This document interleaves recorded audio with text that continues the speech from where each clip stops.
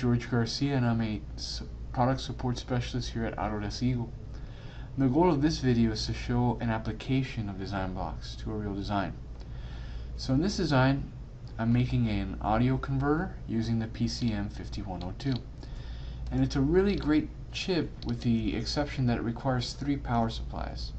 Now technically I could feed it all from the same regulator, but that can lead to noise issues. So what I decided to do is make 3 separate power supply circuits, but they're all going to be identical. So this is an ideal use case for design blocks. So if you look here, I already have one of those 3 sections already fully designed. And if we go to the board, you can see it here. I have the layout exactly as I want it. And what I'm going to do is, back on the schematic, I'm going to go ahead and form a design block with this circuit and then repeat it twice, and that way I can preserve the layout completely. So first thing we do is, using the group command, we define our block. Then we go File, Save Selection as Design Block. If you look at the bottom of the screen, it says make sure you have everything selected, and then control right click to continue selection in the other editor. So I'll go ahead and do a control right click to move on to the board. Now on the board, you'll notice all of the components are selected, but the nets are not. So what I'm going to do now is select the nets. So I'm going to hold down Control and add different nets to the selection.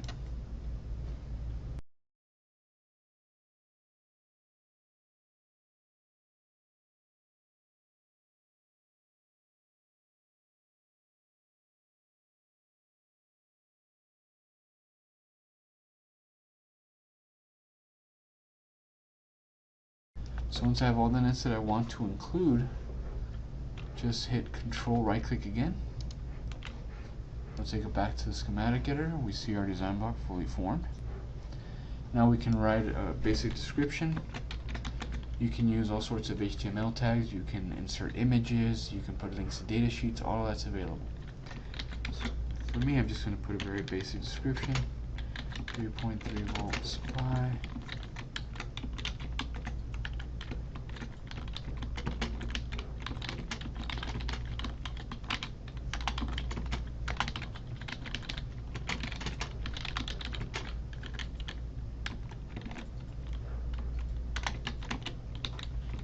There we are. We can also create attributes, not necessary in this instance, but you can add whatever arbitrary attributes you wish to add to the circuit. And I would just call this TC1015 underscore 3v3. There we are. So I will say OK.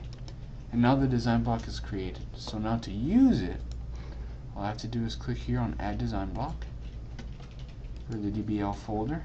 I find my design block, I say OK, and I just go ahead and place it. Now when I get to the board, notice that it's hanging. I can rotate it, place it any way I want. I'm going to go ahead and just for now place it here. I can adjust the routing later. Perfect. You'll see we can rename nets. I'm going to leave it as is for now. Okay, then I go back to the schematic and I just repeat the same operation and bring it in.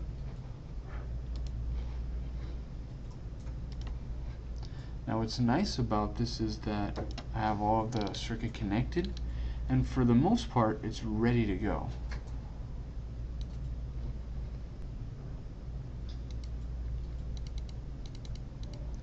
Maybe a little bit of cleanup is necessary, but nothing more than that.